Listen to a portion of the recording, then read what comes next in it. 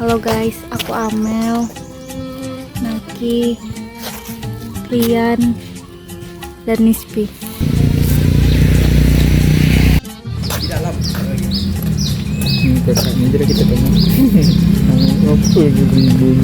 Selain kami, ada orang pesona Indonesia juga yang mendatangi rumah Lontiok ini. Bentuk rumah tradisional Kampar berasal dari bentuk perahu yang disebut dengan perahu lancing atau perahu pelancang. Perahu ini dahulunya merupakan kendaraan kerajaan yang digunakan untuk meninjau rakyat yang tinggal di sepanjang sungai Kampar. Mereka meyakini bahwa nenek moyang masyarakat Kampar itu pelaut, hidup di atas perahu sebelum pindah ke daratan. Rumah Lontio adalah rumah yang berfungsi sebagai rumah adat dan hanya dibangun oleh orang kaya atau seorang datu atau kepala suku. Bagi orang kaya, rumah Lontio merupakan suatu kebanggaan dan simbol status dalam masyarakat. Sedangkan bagi seorang datuk, rumah Lontiok adalah tempat menyelenggarakan pemerintahan atas anak kemenakannya atau keluarganya yang berada dalam satu lingkungan klan dan membicarakan masalah-masalah yang berkaitan dengan adat. Rumah Lontiok merupakan hasil dari proses akulturasi arsitektur asli masyarakat Kampar dan Minangkabau.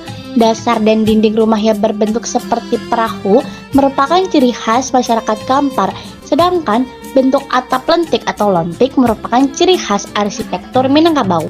Proses akulturasi arsitektur terjadi karena daerah Kampar merupakan alur pelayaran Sungai Mahat dari 5 koto menuju wilayah tanah datar di Payakumbuh, Minangkabau.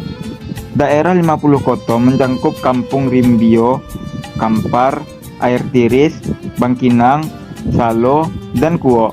Rumah Lontiok merupakan tipe konstruksi panggung yang dipilih untuk menghindari bahaya serangan binatang buas dan terjangan banjir.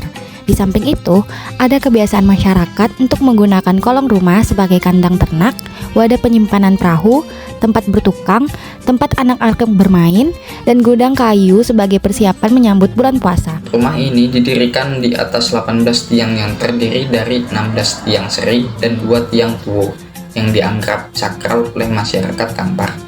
Tiang tuo diberi hiasan berupa ukiran rendah merupakan motif kaligrafi Arab, daun, atau naga. Masyarakat Kampar membagi struktur bangunannya menjadi 3 bagian, yaitu bagian bawah yang disebut kolong, bagian tengah, dan bagian atas. Bagian bawah bangunan difungsikan sebagai tempat penyimpanan alat kerja, perahu, hasil pertanian, dan difungsikan sebagai tempat kerja.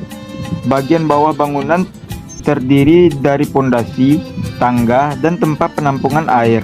Tangga memiliki makna simbolis tentang norma-norma sosial dan norma agama yang dianut warga setempat, yaitu agama Islam. Bagian tengah berfungsi sebagai tempat tinggal dan tempat melakukan interaksi antar anggota keluarga yang dikungkung oleh dinding yang dibuat miring keluar. Pada bagian ujung dan pangkal dinding diberi hiasan yang disebut dengan gandoari, merupakan ragam hias flora dan fauna. Bagian atas bangunannya terdiri dari loteng atau yang disebut salang, dan atap berfungsi sebagai tempat penyimpanan harta dan barang-barang pusaka.